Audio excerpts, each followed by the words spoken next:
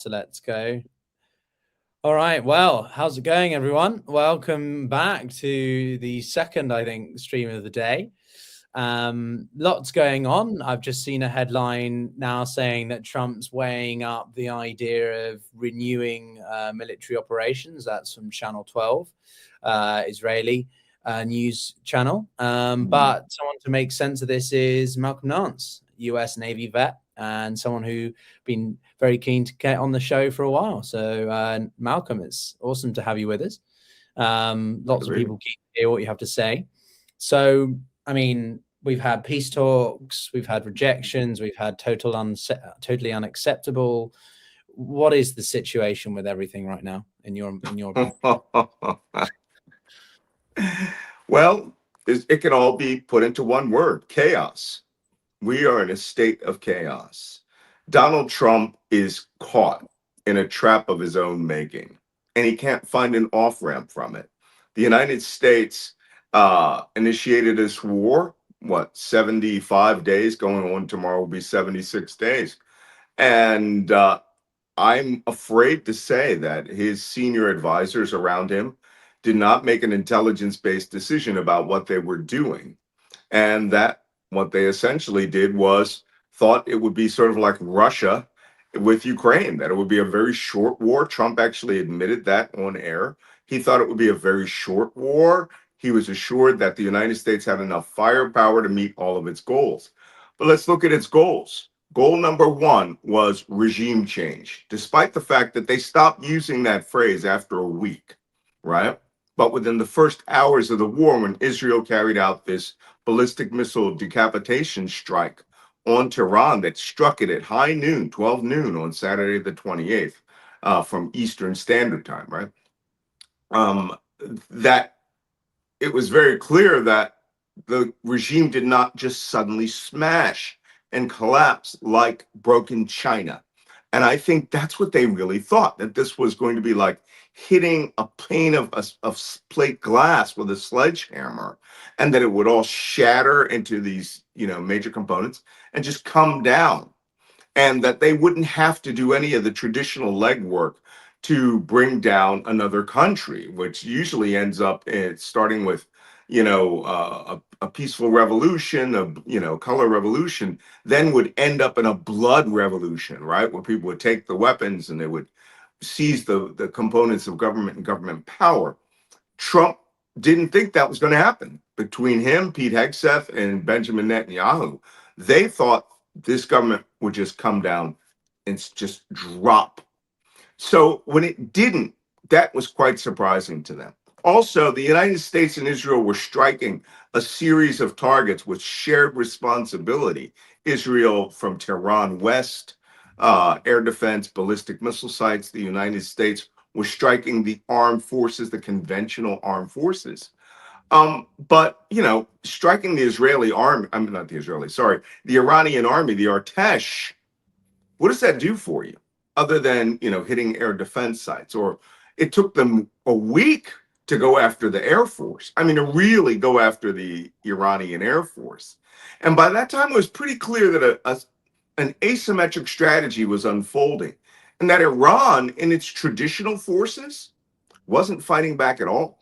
I don't know if you noticed that, but the Navy, no ships got underway except for the two ships that were coming back from India, who were already underway before the war started. The regular Navy stayed in port, tied up to the pier. The crews did not even go to do watches on those ships. Same with the IRGC missile boats, the really famous missile boats like the Catamaran. Nobody got on those ships. They just blew those things up. And it took us 2 weeks to get to the Iranian Navy. I don't know what was going on in terms of strike planning, why that wasn't being hit starting day one. But Iran was executing an asymmetric warfare strategy. Even though they did respond forcefully, that was a pre-planned response. That was, they have this mosaic air defense or mosaic national defense system in which the country is divided into 31 districts. They all have a playbook.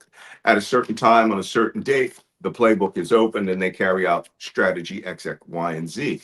And that's why the Gulf states were getting hit the way they were, because they had pre-planned a punishment campaign against the United Arab Emirates, 500 ballistic missiles, 2,000, I believe, 800 drones were fired at it in the first 30 days of the war.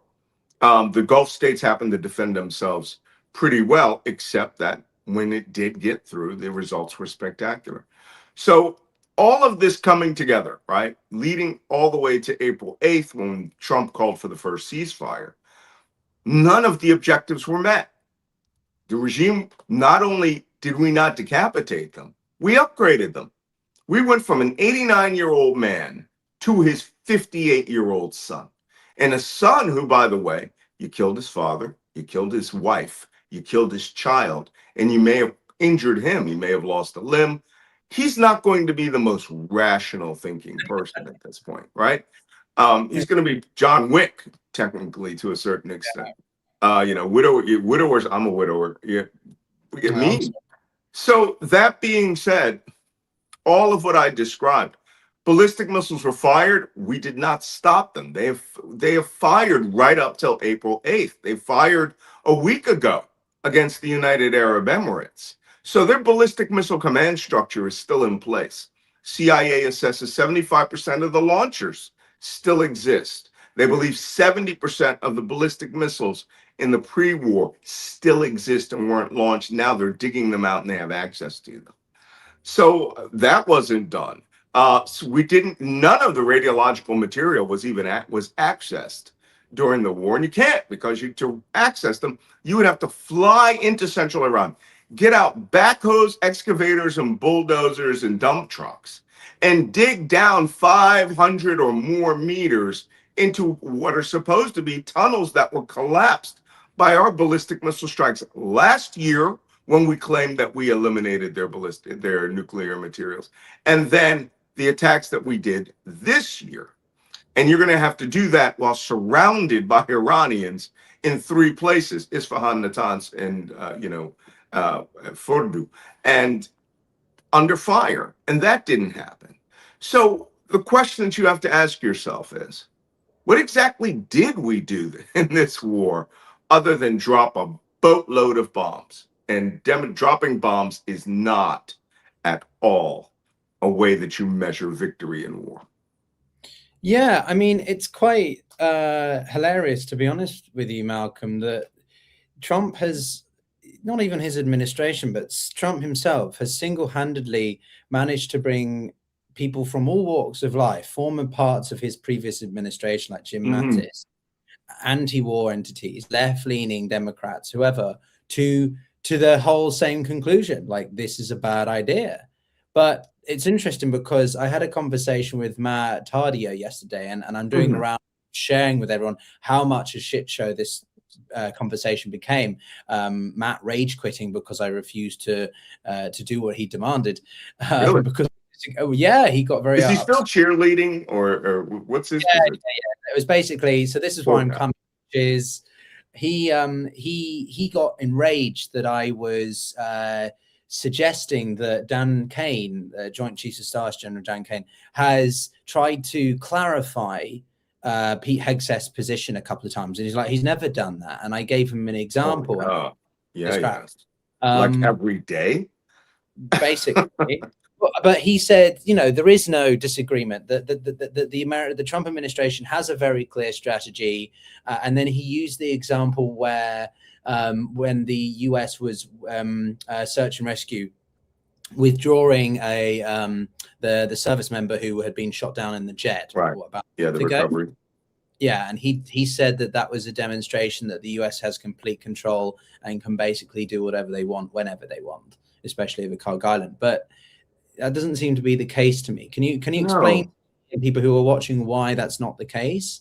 Because the combat search and rescue, I was a survival, evasion, resistance, and escape at school instructor in my last 4 years in the military. And not only did I teach conventional escape and rescue, I also taught terrorists hostage survival and escape and rescue, and the same thing for hostage.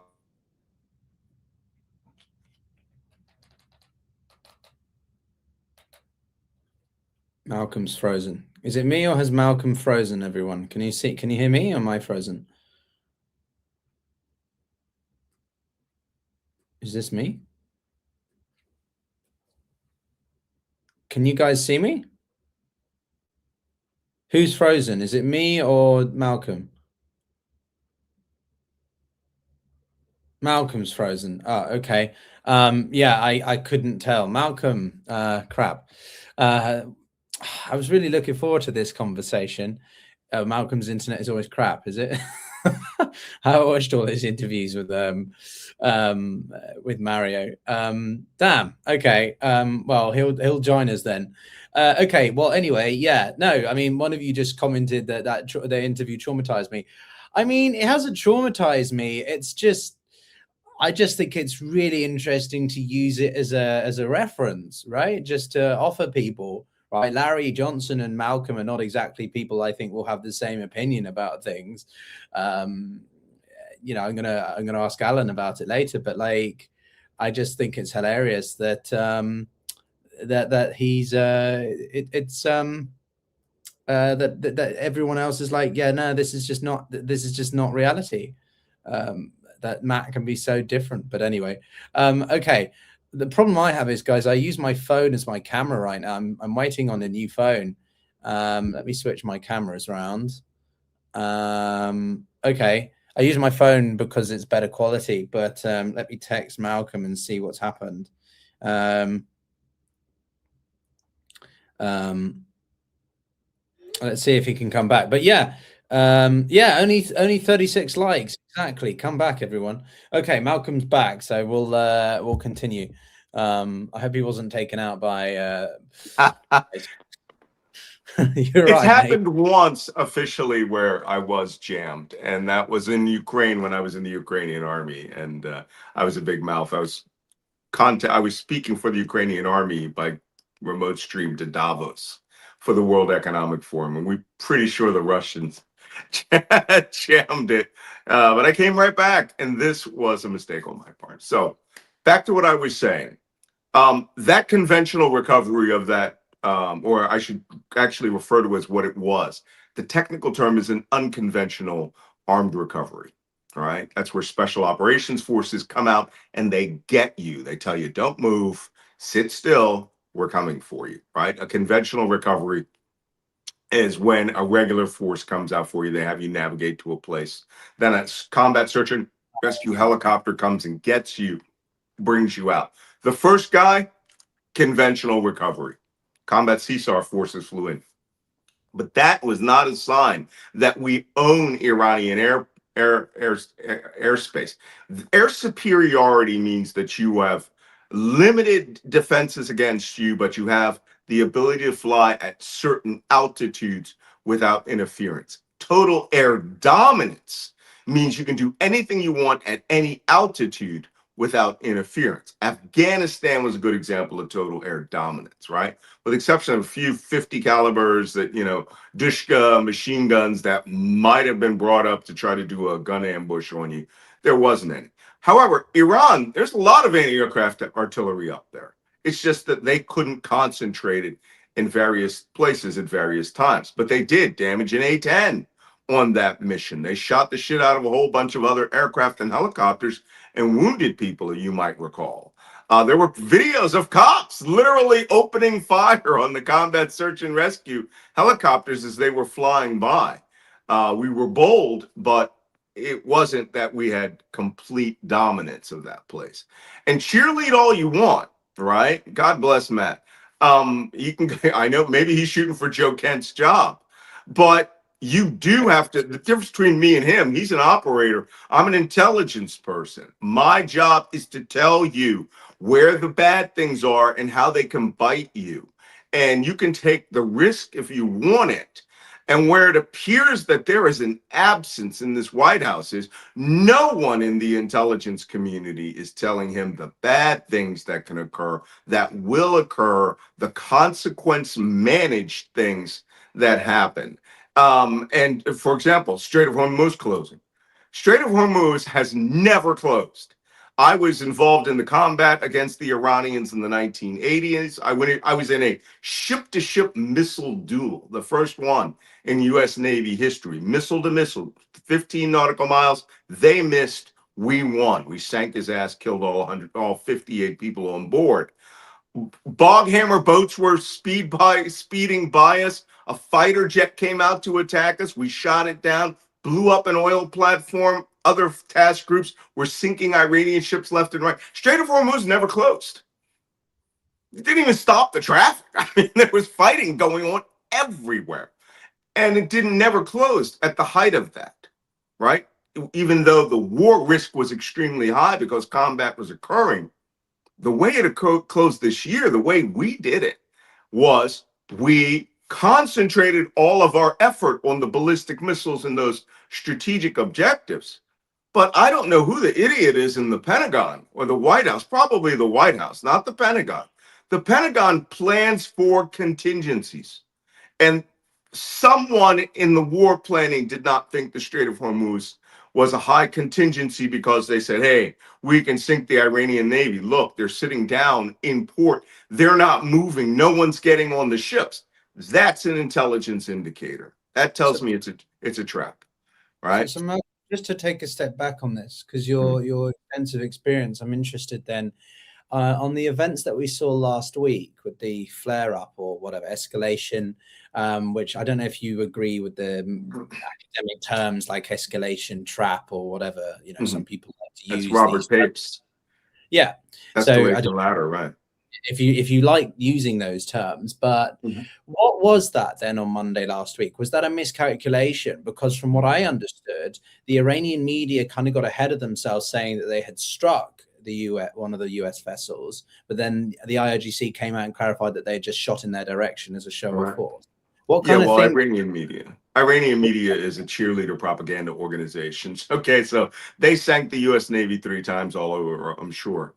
But if they're contradicting their own military, that's kind of problematic, isn't it? Yeah, but it's a dictatorship. So what do you expect? I mean, you never believe their propaganda. The only things that have ever been proven accurate from the Iranians has been their Lego videos, right? Their propaganda Lego videos, which are good because their propaganda in those videos is based on facts, right? When they do drunk Pete Hegseth or drunk Cash Patel, right? They're fun, they're interesting, and the music, they're looking to win a Grammy, I guess. I think it was the Daily Show that says, are they trying to win a war? They're trying to win a Grammy. They're doing very good at that respect. Now, what happened this week was a natural occurrence when your entire strategy has failed. That operation should have been carried out on May 2nd. Not May 2nd, I'm sorry, March 2nd.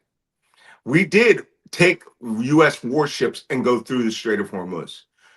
3 U.S. LCS, littoral combat ships, these tiny, low-cost vessels which have mine-sweeping modules on them, quickly left the Strait of the Persian Gulf and managed to get out the SOH without incident somewhere, we believe, around March 6th, and they never went back in because they're small, they're vulnerable, limited anti-aircraft defense. One was seen off of Bahrain after the start of combat, and then they were all seen outside. 2 were sent to Singapore because they just didn't have the capability. They're back now acting as picket ships as part of the blockade, but they are not a critical function of the blockade. And they're the most vulnerable ships we have. That being said, the U.S. Navy was not running back and forth through the Strait of Hormuz in what we call an FON operation, a fawn operation. I've carried out dozens of these in the Strait of Hormuz itself. Let me tell you, I've been through the Strait of Hormuz mainly in peacetime, but going through it, battle stations, expecting anti-ship missiles and all sorts of stuff to come at you, that is a nerve-wracking job. It is a nerve-wracking mission. The Iranians, for most of the war, exercised restraint because they were firing at every other cylinder everywhere else. And the U.S. Navy did get tasking after about 2 to 3 weeks to destroy the Iranian Navy.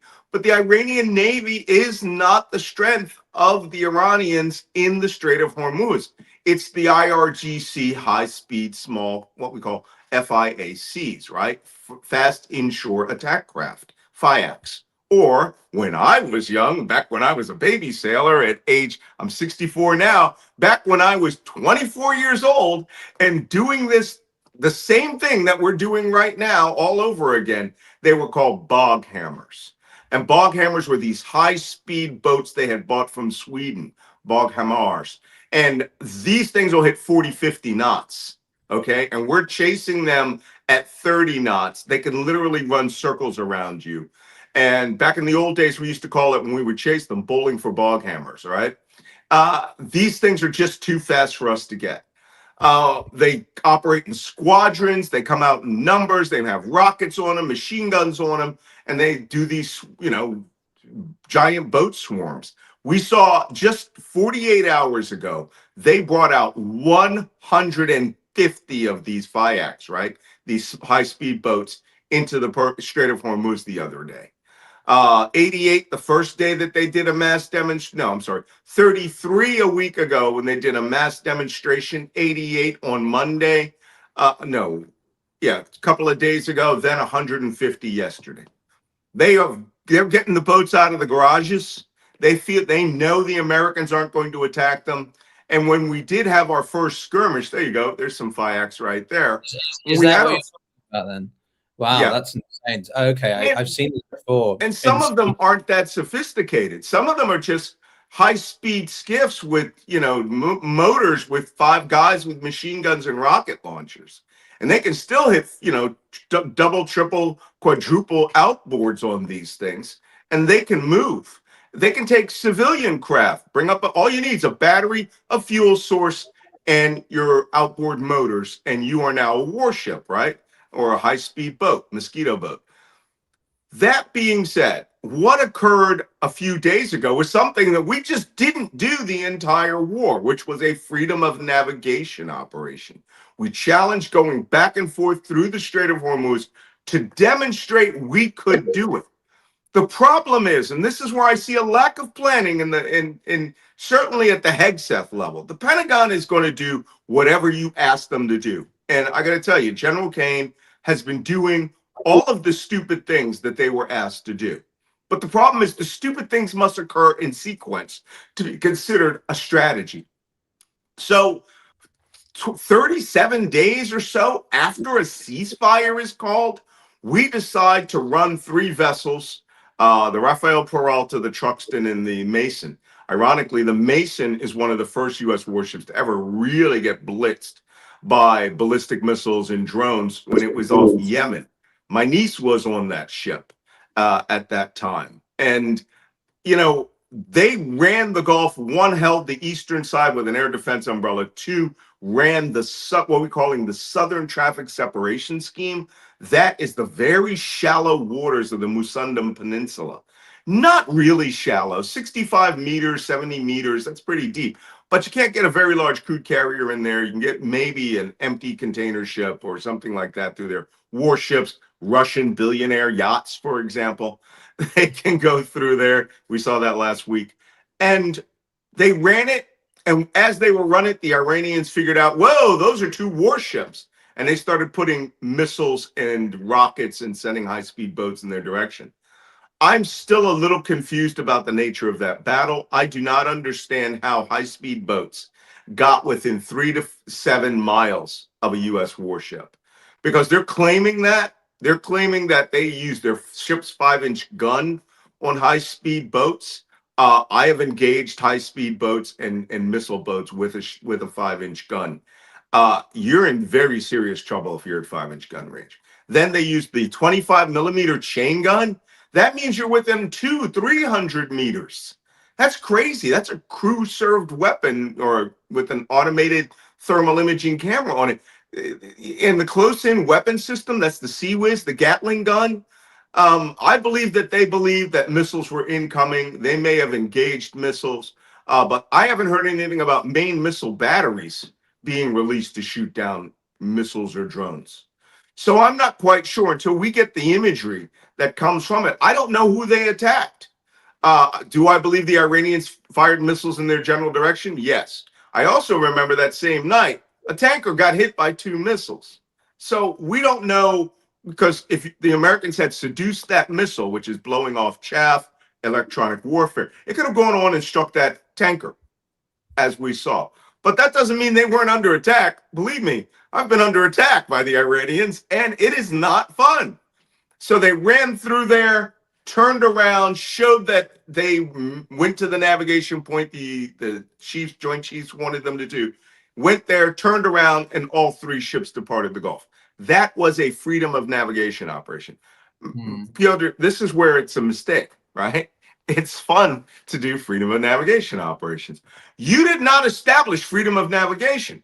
You established freedom of navigation for yourself. And what you did was you proved to the entire world that the war's not over and that war risk is critical in the Strait of Hormuz. And now every insurance company is like, hell's no, we're not allowing those ships back out of the Persian Gulf.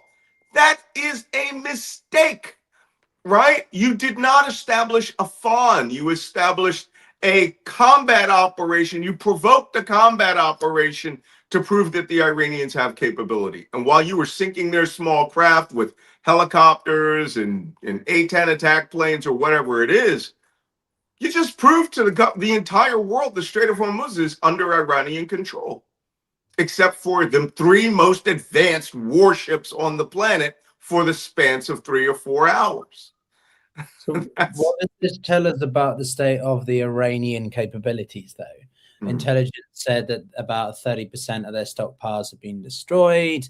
There's also debate over whether the Iranians have naval capabilities like subnautical means. What's your assessment on that as well? Like, how much has the IRGC kept some of their best things back, or we did deal quite a lot of damage to it, and they're just making a good, decent, whatever, contingency effort? Yeah, that's possible.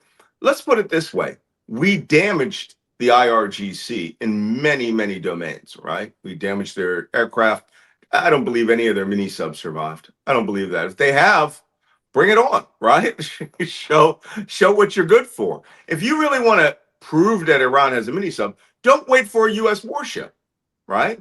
Go torpedo a tanker that's sitting off of Khor Khan or off of Al Quwain in the United Arab Emirates. Very easy to do. Just put 2 into it. Then surface and take a video. All right, do selfies, make a Lego show. No, that's not what's going on. I don't believe that's where their real capability lies. Their real capability lies in the integrated fires, as we call them, that come offshore. Did they fire more than 2 anti-ship missiles? We don't know. Did they fire more than 4 or 5 drones? We don't know. There's been no after action report to tell us what, as they say, the intensity of fire against them. What fire, right? Was it rocket fire? Was it ballistic missiles that were fired? Anti-ship ballistic missiles? Did they get intercepted through the SM-3 missiles that are on board these ships? Until I know that, I don't know. They didn't run the minefields. They didn't bring any mine sweeping capability with them. It was a demonstration that you could go back and forth between A and B, but it did not free up. They didn't pull a cork out of a bottle, which is what they expected with that Project Freedom. So I'm gonna continue to try and sane wash this for sure. Intellectual amusement, which is simply that right now the Trump administration, Trump is saying that the proposal is stupid. Earlier on Saturday, he said that talks were going quite well or productive or positive. I can't remember the exact word or framing. But then he also says now totally unacceptable and they're threatening. So how much should we think of this as potential misdirection, or is it just Trump reacting as impulsively as he does to the situation, and he doesn't like the war proposals or the peace proposals by the Iranians, and his left hand isn't doing the same thing as his right hand in terms of military planning versus political communications? What's your for a good piece of last year, I did a podcast together with Trump's former lawyer Michael Cohen and his former Russian Ukrainian fixer Lev Parnas, right? And I used to we used to jokingly call it two felons and a spy. And but these two guys worked with Donald Trump day to day for years. And one of the things that they would tell me is Trump speaks in maximalist terms and he responds in maximalist terms. So, everything he says could be, how can I put it, gracefully considered a lie. Just every word out of his mouth is a lie. But there's a strategy that's going on in his head, and the only people that knows about it have their temple starts here and their temple starts there. It's inside Donald Trump's head. And what you're seeing with these tweets and responses is he thinks he's negotiating some sort of deal on gin that's being delivered to a casino or something. I don't know. Or, trying to build a building. He does not seem to understand. And by the way, this is why he chose Steve Witkoff, a real estate lawyer, right, to be his representative for this, right? He's good at sealing the deal. He's good at securing the deal, right? This isn't about a deal, though. This is not a deal. What happened with JCPOA, right, was the 3 nonstop years of diplomacy. The Iranians know how to deal.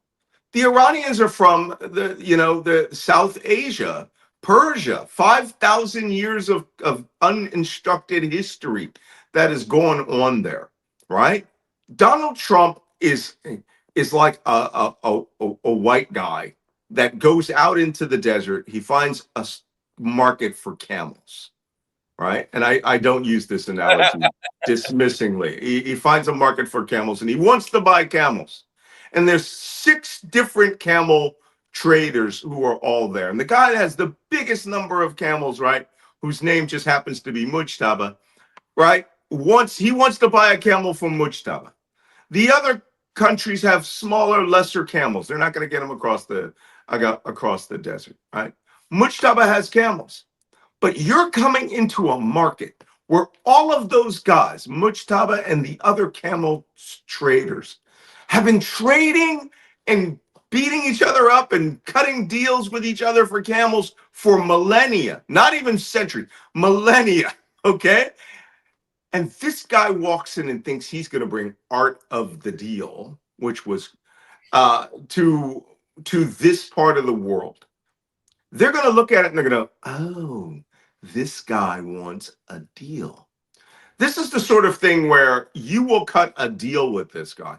And he thinks that he has come out with an amazing deal and for 100 camels.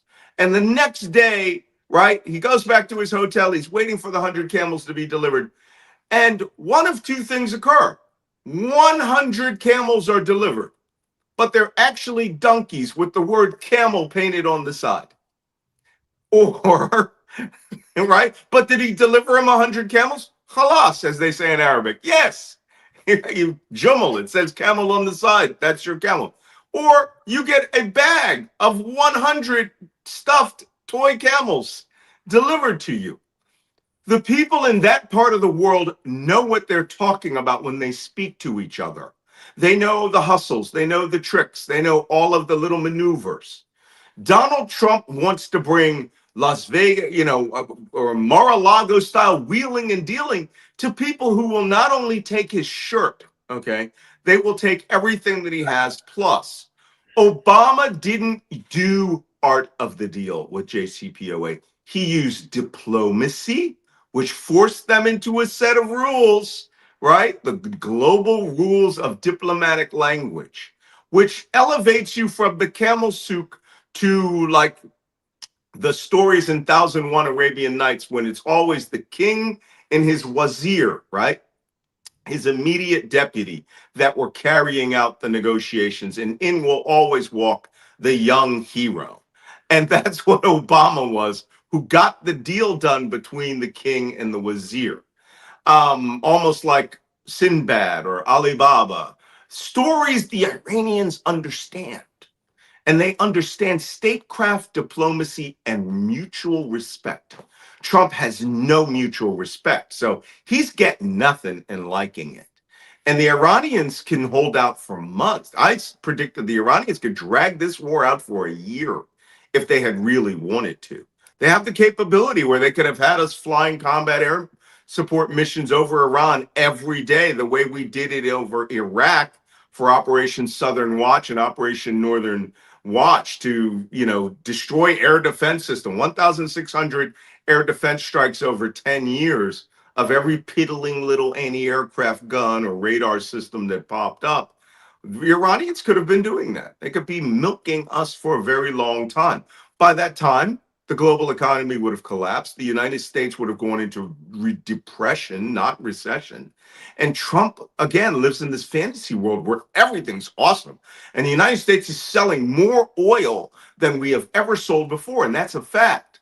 The truth is, now American gas prices are going to go up double or triple, and that oil isn't even landing on United States soil. It's being sold at auction, and the 100 tankers coming from around the world are buying that oil and turning around and going to some other part of the world, which means America has less oil. He doesn't see any of that. He just sees whatever he believes is occurring in his head. And he thinks, here's my points for a deal. Agree to them or I'm going to bomb you. Bombing is all the guy has. And he desperately wants an off-ramp. Barack Ravid, who is the mouthpiece of the White House right now from Axios, says Trump is absolutely flat out desperate to get away from this war. He's bored with it. It is costing. His friends are making a lot of money off of it. But we're going to get to a point where the economy, global economy, recession or collapse will lose every dollar they've ever made. So I want to go back to two things you said. Firstly, do you think Trump was trying to sell camels or dromedaries? He was trying to buy camels. They showed him pictures of dromedaries, all right, and ended up selling them, donkeys with the word camel painted on the side, right? Well, no, that's a joke. I was in Tunisia and Morocco in the past few months, and so we had a nice little chat and joke about that with some of the tour operators around there. Second question, more seriously, gotta go to Manchuria. Is something you said about the Iranians, like they can hold out for this. Now, obviously, they have the capacity to hold out for a while. This is a strategy of existential survival versus Trump's ego and idiocy. Right.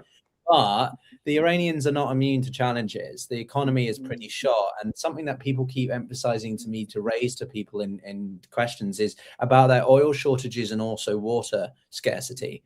Part of the reason that the protests occurred in January was because of the mismanagement of water. I don't know what your thoughts are about that. Like how well positioned are the IRGC and Mujtaba and the Islamic Republic to hold out, do you think? Well, first off, this is something Donald Trump, I don't know who is talking to him.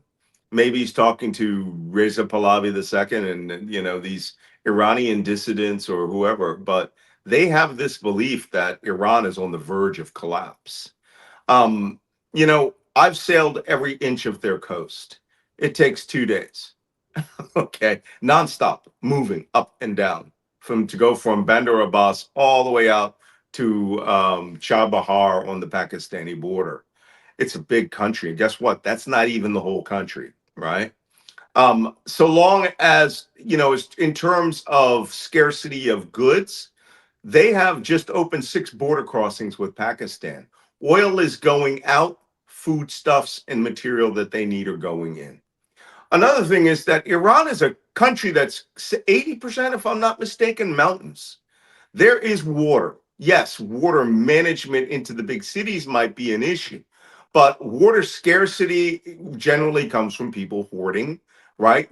Or prioritizing it to go down to, the farms so that they can maintain their agricultural industry. But they're not out of water. It rains there. Yes, there has been a drought over the last couple of years. But let me tell you something. Iran sent an extremely interesting message to Kuwait in the last days of the war. They made sure that Kuwait is 100% dependent on water from a water desalination plants. 8 water desalination plants along the Kuwaiti coast. Iran destroyed 2 of them, right? Not 3, not 6, just 2. 1 to get your attention, 2 to make it clear that we could make this really hurt. right? And as I said, the Kuwait could have, if Iran really wanted to, and when Israel was threatening to blow up all the power plants, Iran sent videos, right? Satellite imagery, thank you, from China, right? Showing every water and energy plant they were going to destroy, including the Baraka nuclear power plant in the south side of the United Arab Emirates. There's something most people, even Mario Naufel, who lives in Dubai, he did not know there was a nuclear power plant 100 miles away from him. The only nuclear power plant in the Middle East. For a wired in guy, that was a surprise to him that, like, how do I get out of the radiation if they hit something like that? Don't worry about it, because United Arab Emirates, at least 40% of their water comes from the springs of El Ain. I lived in the UAE for 10 years. I know this. The springs of El Ain, where they bottle water. Dubai, though, is 90% dependent on desalinated water that comes from the Jebel Ali desalination plant. But Iran, 3% of their water comes from desalination. 97% comes from springs, wells, rainfall. The only place that requires it is on Kishem Island. And we struck that desal plant. They got it back into operation after the first weeks of the war. But that's it, 3%. You are not going to starve Iran out. They have open borders with Pakistan, Afghanistan, Turkmenistan, Russia, Armenia, not Armenia, Azerbaijan, Turkey, and Iraq. Everybody that can sell cookies, and China, is going to be coming across their roads to sell them dates, pomegranates, tea, coffee, whatever they need. 3-in-1 Nescafe packets, which I lived on when I lived in the Middle East. They're going to sell them those things. They are not going to be shortfalling. Will it be more expensive? Yes. For the Iranians, you're talking about a country, Pyotr, where gasoline is 17 cents a gallon. That's America in 1970. Okay, back in the old days. I'm just showing it up on the screen for people like to triangulate where you're. So is that the right one? This desalination plant right here. So this is in by basically right north of. Yeah. Is that the one? Yeah. Is that the one you're? Okay. That supplies Dubai. Right, Dubai is a big city, but Iran doesn't require that. All the Gulf states require desalinized water. The Emirates is the least dependent on it, but it's still 60% dependent in other parts of that part, and 80% in the city of 90% in the city of Dubai. So where are the other desalination plants along the Persian Gulf? Oh, I couldn't show you all of them, but the Iranians can. They actually put out imagery of every one of them. They're in Qatar. There's at least 2 or 3. Bahrain has 1. Bahrain is really the most vulnerable. Wow. But surprisingly, Bahrain is built on there's a swamp on the southern side. There's marshes and everything. They actually have freshwater springs. I lived in Bahrain also at what was U.S. 5th Fleet headquarters. It was Commander Middle East Force back in the day. But hey, listen, they blew up the Baskin Robbins in the basketball court, so no one's going back to that base. So but go on. No, I like your stories. Go on. If you've got another story, tell us. No, I was just going to say, but desal plants are up in Dammam and Khafji, and then the Kuwaitis have there are 8 that they have online there as well. Iraq is not dependent on desalinated water at all. So Iran, they have a big vulnerability. These were Bedouin tribes that turned into rich oil sheikhs who could buy their water, have water literally pulled out of the air or taken into seawater, boiled because they have loads of oil, broken down into condensate, can be recaptured, and they put it into the piping system. They drink it. Perfect pure water. That's vulnerable to ballistic missiles. It's vulnerable to anti-ship missiles. So I'm really interested for your take specifically on the Emiratis, like leaving OPEC. I know you're not an economist, but like, what are they trying to do? Are they just putting all their eggs in the basket with the US at this point? Because that seems like a pretty risky strategy to me. No, I think that they saw the oil futures and saw a bleak future, especially when OPEC is an organization that was built. I mean, they were a founding member of OPEC 56 years ago in order to control the flow of oil at levels that would give you profits that we saw in 1973 with the oil embargo of 1973. That's when gasoline in the United States.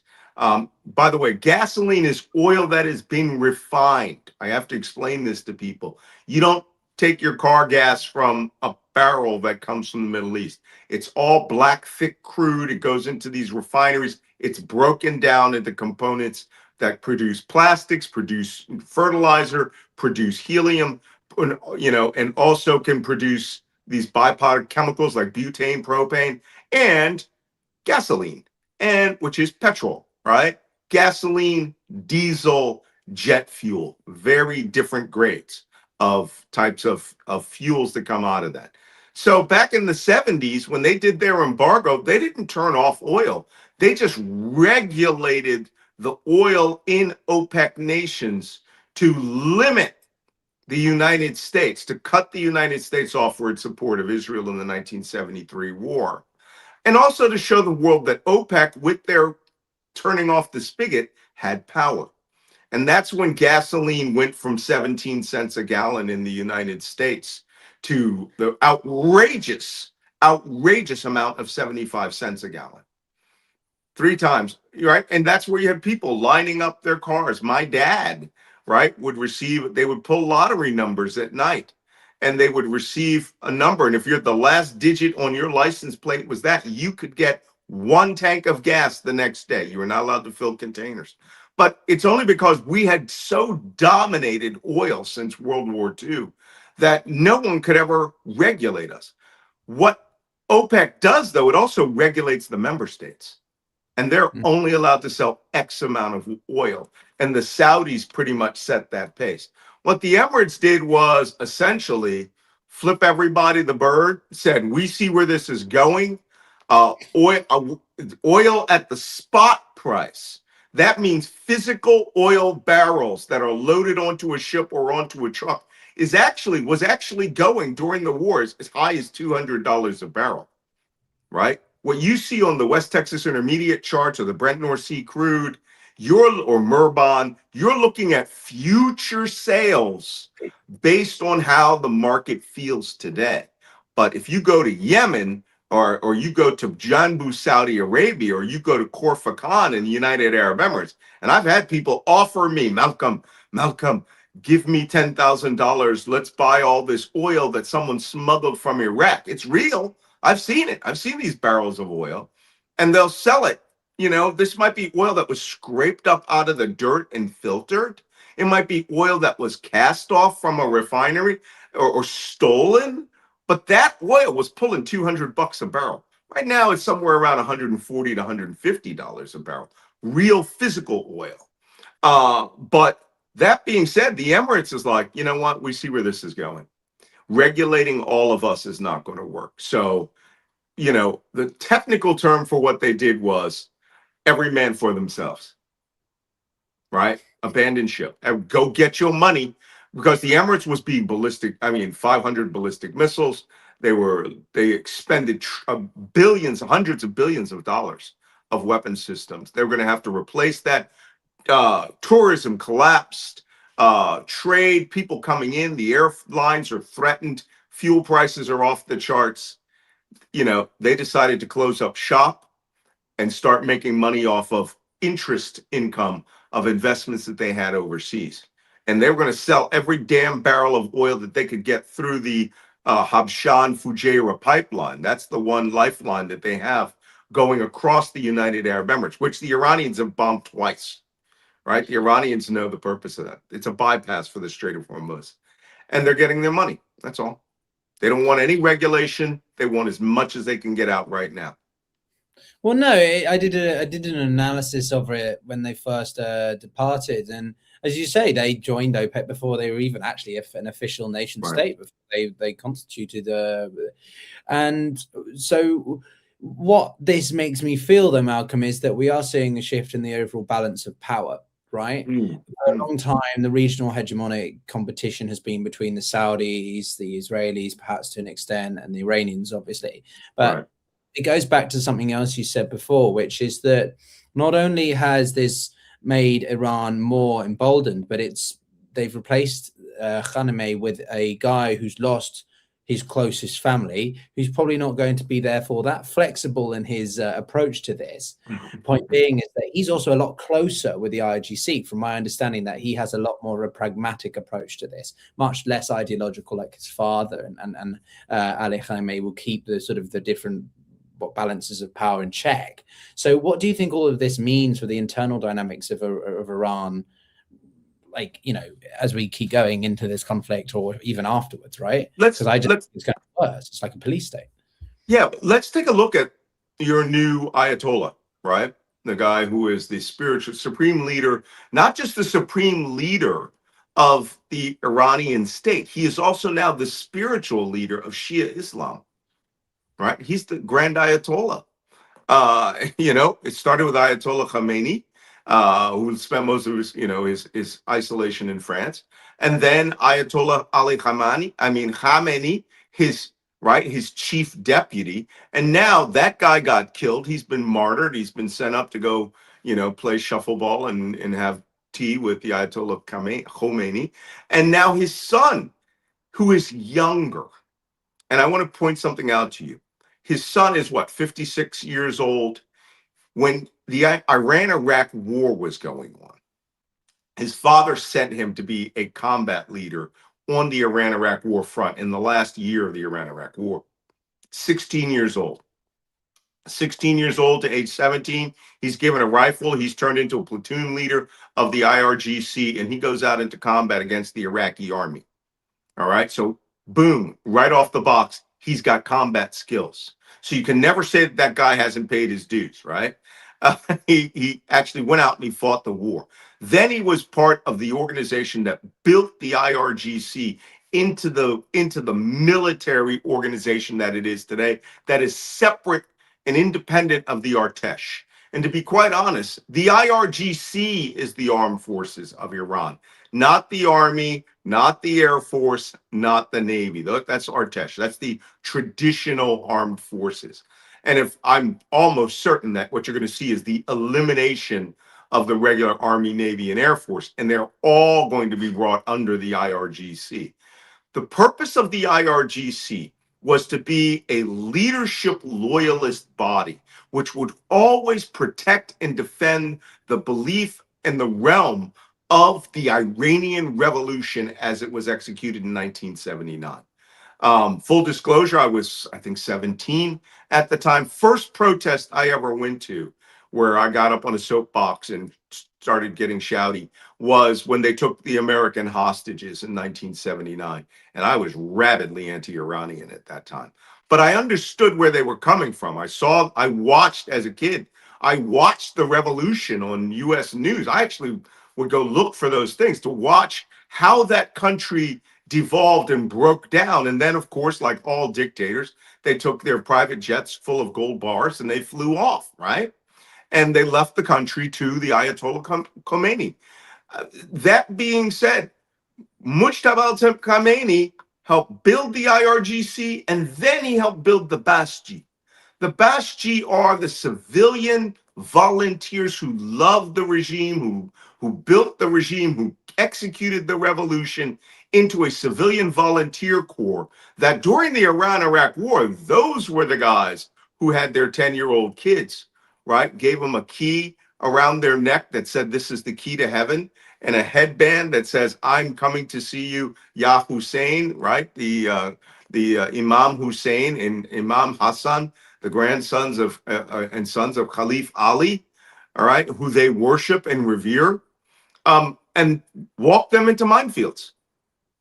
All right, and you know, there's so many people that say, "Oh, that's an urban legend."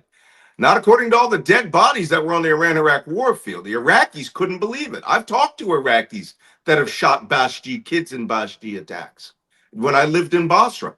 And I mean, this was an ideological body based on the faith, their faith of Shia Islam, going against other Shia Muslims that were acting like Westerners, you see? And so when they built the Basji to be a regime loyalist corps of almost 1 million people, it's 690,000 people who can be called up in a minute.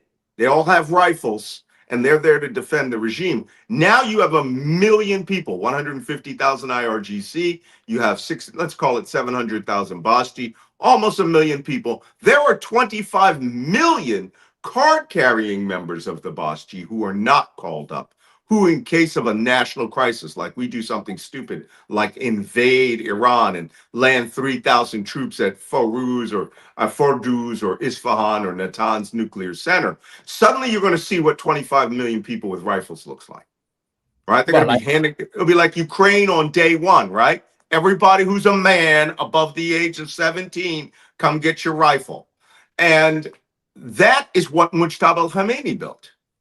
His dad just authorized, but that guy organized it. And now he is supreme leader. But he's obviously thinking rationally for whatever his wounds are. If he's lost a limb or he's got burns, he's thinking rationally. He's not lashing out. He is doing incremental pressure points. I like to call it like doing pressure points against various veins in your body. Press this one, you go faint on the left side of your head. Press this one down here, you feel lightheaded. Press this one, your heart fluctuates, right? Like Tai Chi. And these guys are hitting the right pressure points. They are thinking. And this is the biggest mistake that I hear from, I love Matt Tarter. He's a great guy. He's a shooter. Shooters love to shoot. What they don't do is they don't think very much. All right. And they don't understand there is a strategy happening amongst the Iranians that we don't understand because we are looking at it from a Western perspective. Unless you're looking at it from a Shia Islamic perspective and how those people think, believe, act, you're never going to understand it. Here, as we say in Britain, certainly. I couldn't agree more. I think there's a lot of just misjudgment of how the Iranians operate, and I think it's incredibly arrogant, the hubris that a lot of Westerners have. If we don't think that one of the oldest civilizations in our history isn't capable of outlasting or putting on a good resistance. But I'm kind of interested because Trump's obviously floated all sorts of ideas, from Kurds to Kurg Island, and all that's gone out the window. And this was what I was trying to say to Matt yesterday, which was that the strategical level implications kept changing. You started off this conversation by talking about, from day one, the first thing Trump tweeted out was regime change. And ever since that, never been referenced again.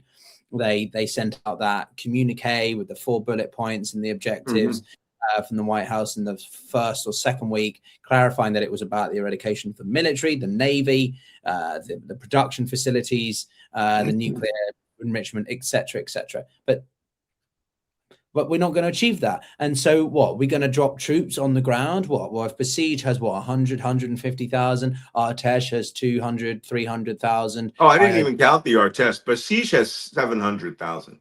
700,000. So we're talking of an combined overall group force of what? Over 1.2 million. 2 million. 2 million. 2 million if they call up everybody. They did it in the Iran-Iraq war. Million men. So a standing army of 2 million more to rival that of the PLA. Army and militia, because that's what the Bashi are. The point is, they can concentrate force. Right? We can go out and bomb trucks and do all that stuff, but you're not going to stop every moped. You're not going to stop every donkey.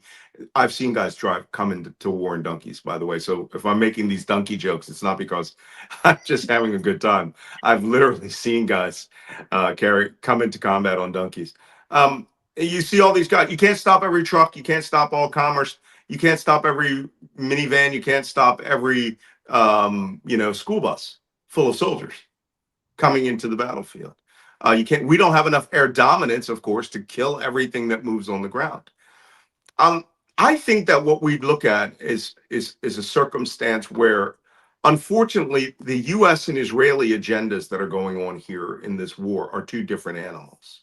We just saw yesterday, again, Benjamin Netanyahu called for the United States to jump into that country and seize the 3 nuclear research facilities, which would be good example for how that would go. Would be the first Anglo-Afghan war, right? 1838. You come in there with an overwhelming force. You take one place, the city of Kabul. Let's say you go to Isfahan and you lock down Isfahan. We take the airport, we make it operational, we use highways, we fly in 3,000 82nd Airborne troops. We have 1,000 Special Forces troops in Jordan and Israel right now. Fly in everybody and we start digging out with an excavators. We hijack every excavator. We fly in excavators. You're talking hundreds and hundreds of flights where you're going to have to be digging in there. And what you would have is you would have a circumstance that's pretty much akin to how the first Afghan war for the British ended. Do you know how that ended? They're surrounded and they wiped them off the face of the earth, right? The Battle of Kabul, where literally one survivor was left alive, a doctor who made his way to Jalalabad. And every other person, wives, kids, suppliers, Afghan militia, and soldiers were killed to a man, right? If we put ourselves in a stupid position like that, which Benjamin Netanyahu is demanding that Trump does, then you are at Robert Pape, Professor Robert Pape's escalation trap. And right now, Pape says we had the initial operation, the Iranian lateral counterattack, which Trump could not sustain because the economies of the world depend on that oil, fuel, urea, all of that. And now we're at a juncture to the left. The United States goes into full-scale ground war or even partial ground war, benefits Iran. Juncture to the right, Iran gets everything that they want because they are in a position where they can demand everything that they want, and we lose. Trump only has those two options to play. Now, if the Iranians, I make this joke, and I don't mean it, I joke, but I mean it seriously. I get all my intelligence professionals to go read the unexpurgated version of 1001 Arabian Nights by Sir Richard Burton. And now that I say that, I was just in England and I completely forgot to visit his tomb in London while I was there, which is beautiful because the guy has a tomb in the shape of an Arabian tent. This man spoke 28 languages. He knew those cultures inside and out. And those stories in 1001 Arabian Nights, not the simple ones, the raw, unexpurgated version by him, explains all the mindset of how they do deals and businesses. Do you know they really do believe in genies over there, right? They really do. Yes, it is a critical, intricate part of their religious belief. And in 1001 Arabian Nights, they're always the hero is always tricked by a genie or an evil witch who looks like a beautiful woman, right? And works with the evil vizier to convince a good-hearted king that something is going on, right? That story is played over and over. And, I've studied in the Middle East for 40 years. I've worked in the Middle East for 40 years, and I understand where the Iranians are coming from. They are viewing, and this will be the last I say on it, they are viewing the United States as a Kipling poem. And there's a Kipling poem that ends like this. In an epitaph drear, a fool lies here who tried to hustle the East. And that's what they're like, this dumbass is trying to hustle us. They are going to give Trump the exit ramp. It's a very good analogy. My mother's an English major, so I know Kipling very well. I'm a member of the Kipling Society, so I've got lots of Kipling at the tip of my tongue. But Kipling was a spy who wrote poetry. Well, okay, do tell. That's it. But it just tells you he understood culture, language over there. And he understood, the guy also spoke a dozen languages. But what we are looking at is, if I'm Kipling, Trump is my senior officers, right? Guys who hate the people who are there, who only there for the gin and tonics. And they would rather kill everybody and have slaves and mahouts and all these things working for them. Amma's taking care of their kids. It's a cultural racism that Trump cannot give himself an off-ramp because of this. And you have the Israelis, not the Israelis, you have Netanyahu prodding us in the back going, he's the drunk friend in the car when the cop pulls you over, right? He's going, fuck them cops, right? Just don't listen to him.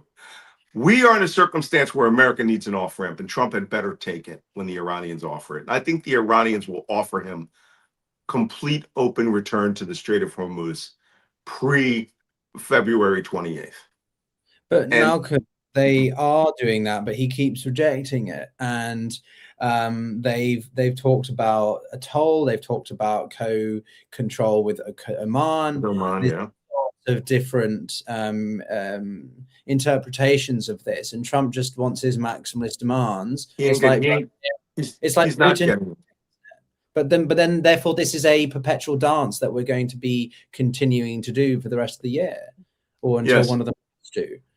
What's more likely about Trump's political capital in the midterms, or Iran's economic, or I don't know, something happens structurally for the Iranians? Personally, I don't see.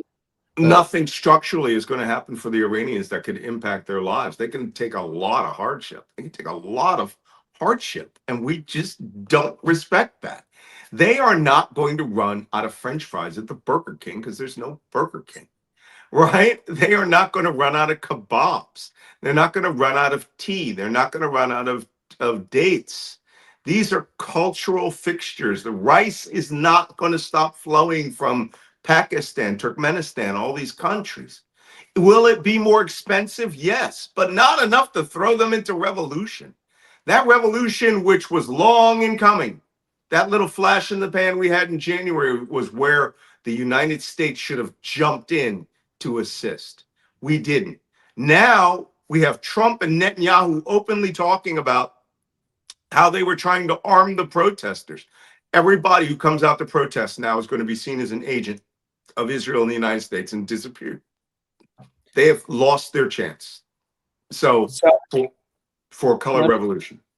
Well, no, it's absurd. I mean, the idea that you can overthrow a country the size and cultural depth and history of Iran by arming them on the ground or simply trying to instigate remotely a political revolution is absolutely absurd. Yeah. Trump has basically said, correct me if I'm wrong, that he thought that this would be sort of like Venezuela, which hasn't even been successful. That didn't even happen in Venezuela. Venezuela is the biggest bait and switch in Latin American history. Everyone is laughing at the Americans. They left the entire regime up. The guy who was torturing and murdering everybody from Maduro was the Minister of the Interior. He appointed himself in a mini coup d'etat 2 months ago as Minister of Defense now. One day they're going to wake up and they're going to find out that Venezuela isn't operated by Trump. He's just a mob boss getting a taste. He's getting a cut. And by trying to operate the world like an episode of Goodfellas, right? And you know how he views it, right? You didn't make your numbers this week? F you, pay me. You didn't win at the track this week? F you, pay me. That's how Trump thinks he's operating. And everybody's Joe Pesci. No one wants to be Ray Liotta, right? And what happened to Joe Pesci? He walked into a room with plastic on the floor. So, when you think you're about to get your just reward, the analogy here for people who do watch Hollywood is that we are Joe Pesci about to walk into an empty room thinking we're going to be made a made man, and they're actually there to kill us. The economy is going to crack. I saw a readout by Bloomberg. It was JP Morgan this morning that showed the critical state of oil will hit on June 1st of this year. That's when we may not be in a position to recover from a global depression. But come September, if oil hasn't turned around and opened by June, which can I point out to you is 2.5 weeks from now, come September, oil pipelines and refineries are going to start emptying because oil is a giant swimming pool, and it's now lowering to where you are past the filters, right? The refineries and the pipelines are the filters in your little swimming pool, sucking the oil up and redistributing it. But it's a swimming pool. The world is using more oil than is being moved right now. And I'm considering all oil, Nigerian, Venezuelan, anybody, guy with an oil pump in the back of his house. And it's consuming it. The United States operates at a 4 million barrel deficit every day. And now we have the companies selling 1 million barrels extra off to bidders around the world for profits. And the U.S. is now 5 million barrels a day deficit of oil. Come September, Oil refineries will shut down permanently, which means gasoline in the United States, because there's no oil to go into them, right? Which means gasoline in the United States will go to $10 a gallon. I was just in Britain. I drove all over the country, right? Every year I drive all the way from London to Manchester to Port Marion. And this year I went all the way to Land's End and then back up to London. I had to pay English prices. I had to pay $6 a gallon US, right? I think it was 160 pounds per liter times 4 liters. That's called a lot of money in my country. We haven't seen that paying. That's Los Angeles prices. But that's your everyday price. Well, it is. I mean, I was in New York as you were in London, and then I come back to London and you've just left, which is a very sad set of timing. But no, I mean, what are the prices in California right now? I mean, that's also relevant to just California. $6 a gallon. You know, ignore that one that's out in West Beverly Hills, that one that's always $10 a gallon. That's premium. But the point is, we're going to start running out of this. And that's refined product gasoline. We're running out of refineries. The biggest crisis that's hitting America right now is truck drivers and diesel. These guys are saying that, you know, they were filling up their tanks for $700 pre-war, and now it's $1,500 per tank to take a load. And the loads are not paying them enough to fill the tanks of their trucks, so they're operating at virtually no profit. Therefore, trucks are going off the road and they are not driving. Therefore, less trucks are on the road. So the price to haul whatever is going up. Those prices, those factors are being factored in to the American economy. Everything is now much more expensive. And Trump is like, I have a ballroom. Well, he does, but he's also got his, the East Wing looks fabulous. But I don't think he will, no matter what he wears.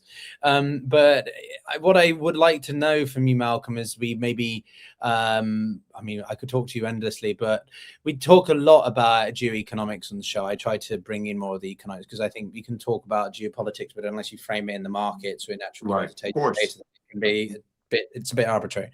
But what happens if the Israeli operations over Lebanon continue? I'm seeing in the latest updates today that there's been a lot of intense targeting. Over 100 projectiles or rockets have been fired in the past 24 hours. Do you think that that could be a trigger point for the Iranians? Like, they're like, okay, we've had enough of this and we're not doing any more peace negotiations until the Israelis are put in check by the Americans? Yeah, I mean, that's a possibility. As we get closer to June, I mean, again, Trump is in fact desperate, but desperation breeds, you know, desperate thoughts breed desperate acts. And he may suddenly decide, you know, he's got the devil on his shoulder. He has Netanyahu here, and he's got, you know, what's his name? Pete Hegseth here, and Stephen Miller, right? And all the rest of the coterie of idiots over there sitting on his shoulder. Everybody pronging him. Go further. Be bold. And we've also heard that Susie Wiles and his chief of staff is saying he's less interested in governing and he's more interested in his place in history, because he views himself as bigger than, I'm not joking, this was actually said, Genghis Khan. And he wants to be considered one of the great men of history. He is now considered the single worst president in American history. And quite possibly, arguably, I've written 4 books, New York Times top 10 bestsellers on Donald Trump. And arguably the one who may in the end turn out to be as close to a traitor as Benedict Arnold was, who is, by the way, in Battersea Church, which I go every year and try to spit on it. So he's the guy who joined the. I have some rules of when I go to London, right? I go to Battersea to spit on Benedict Arnold's grave, but it's now a kindergarten, so I can't get actually to the actual tune. So Donald Trump someday will be cloistered away in a place where there's a fishbowl in front of his sarcophagus. Oh, I live in central London. I'll have to make a quick trip down to Battersea. Just it's half an hour. You gotta make arrangements to go down to the cloche. Okay. And there is literally a fish tank in front of his grave, because that's what happens to traitors. And Donald Trump doesn't seem to work for America. He's always worked for himself in Moscow. That's all I'm going to say about that. So explain to me this, Malcolm, then. I had a very interesting conversation with former NATO commander Wesley Clark a few days ago. Oh, love Wesley Clark. Yeah, but I did a speech he with him. said some comments which frankly shocked me, which was his, I mean, I can send you the clip, but he basically was saying that Trump is one of the most inspirational leaders of our time. I can't remember but he basically he said that, I don't know if he meant it in a negative consequential term, but Yeah, I think he did. Well, I'll send you the clip, but like, Hey, look, Adolf Hitler was one of the most inspirational leaders of the 20th century, was arguably the most inspirational leader of the 20th century. No question. But why would Clark say that? Because, you know, did he say he was one of the greatest leaders of the 20th century? It didn't sound as though he was particularly critical when he said it. I feel maybe like he was tacitly admiring of what he's achieved. I don't know. I'll send you the clip. I'd love to get your take. that would be interesting. I'd like to see that. Yeah, I did a speech with him a few years ago. And interestingly enough, the place where I did the speech in was this big community that was waiting for a massive data center. Not a data center, for a chip center. And Trump's first act was to kill that very thing that was going to really enrich that community in Ohio, which was to kill the CHIPS Act factory, which would have put the United States on par with Taiwan. Well, it's good you raised that, because I think the last thing I wanted to really ask you is, looking ahead to, I think, what is it, Thursday? Whenever the summit is meant to be, what do you expect to come away from that? This whole notion, Mario's pushed it quite often, which I personally, I think it's absurd, but this whole idea that there's a grand strategic plan behind Trump's war with Iran, which is all about undermining China. I just don't see it. I personally, I just think it's too far-fetched. I don't think you go about trying to undermine your greatest strategic rival by getting stuck in a quagmire of a war with one of the most, complex and sophisticated military entities in the world, regardless of I'm going to give you another popular culture reference. Did you see the movie Burn Before Reading with it's about this guy, an FBI agent. He gets caught up in all this stuff that he thinks the CIA is involved in, right? And the interesting part is, about 5 times during the film, they cut away to a senior CIA watch officer who's getting reports about this madness of this FBI guy who thinks he's deeply involved with the CIA. And the CIA is not involved at all, right? And he keeps getting these phone calls. He goes, he's doing what? Oh, okay. Well, let's keep an eye on it, right? And then in the end, the guy gets killed, right, accidentally, and Brad Pitt's character gets killed. The FBI agent goes off into asylum into a country the United States can't go. And when they finally report into the CIA watch officer, he's like, it all took care of itself. But throughout the whole film, he is sitting there bewildered. And it's like, why are you calling me? It is like, this is a crazy story that's going on. Okay, what do I got to do?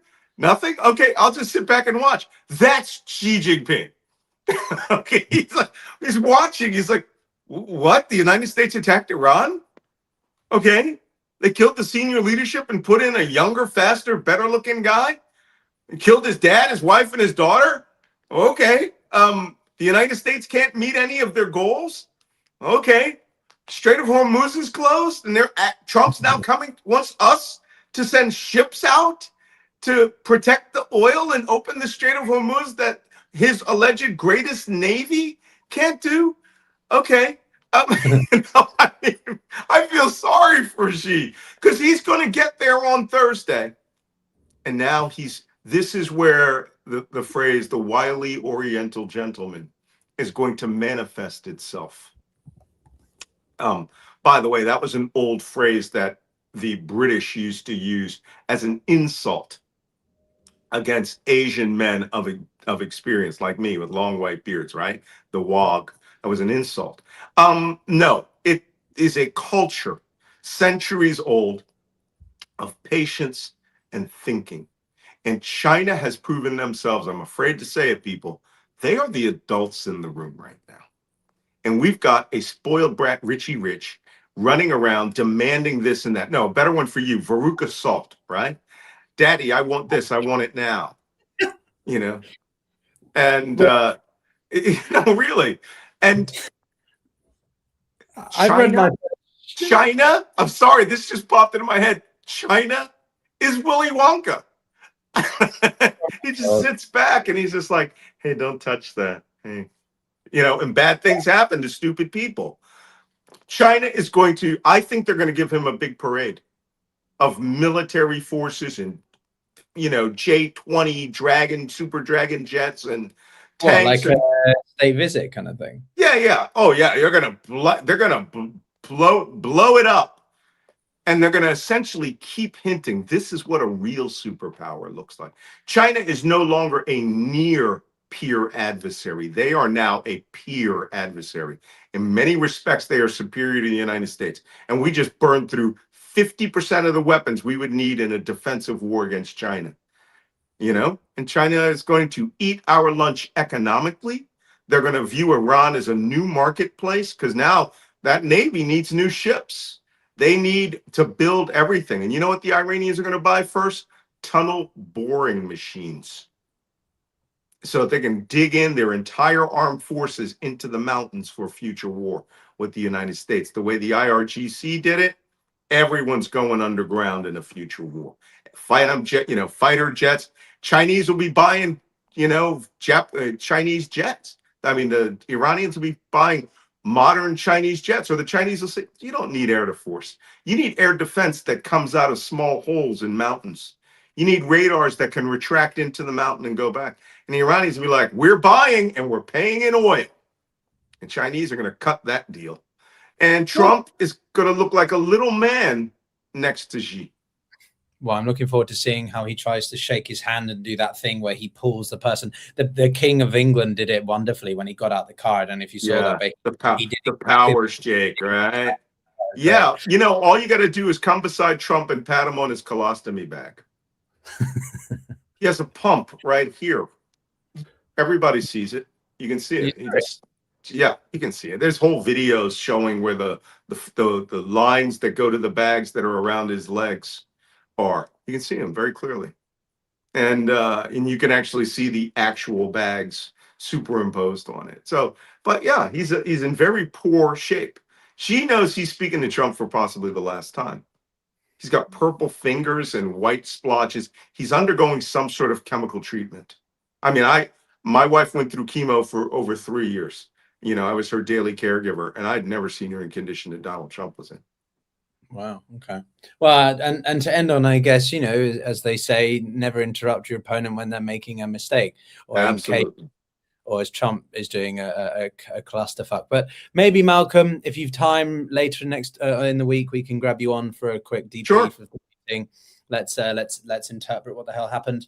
I mean, absolutely, I would continue, but I actually have another. I'm going to have to jump straight on another interview. No problem. I didn't think we'd go talking this long. Absolute delight, mate. Everyone watching, thank you so much. Do check out Malcolm's Substack. He does some fantastic writing on there. You've got a YouTube channel, don't you, as well? Yeah, Black Man Spy podcast on the YouTube channel. All of my morning briefings from Substack. We do Substack Live from 9 to 10 with Danish intelligence officer Jacob Karsbo, Saudi geopolitical analyst Waja Lion. And it goes up on YouTube every day, but you can watch and interact live on Substack, 9 a.m. Eastern. All right there, guys. Be there or be squared. The link will be in the description of this. Thanks, everyone, so much for watching. Do subscribe, do like. Obviously, we'll have Malcolm back on Thursday or maybe Friday. I don't know. Well, whatever works for you to debrief. And speak soon. Take care, everyone. Thank you.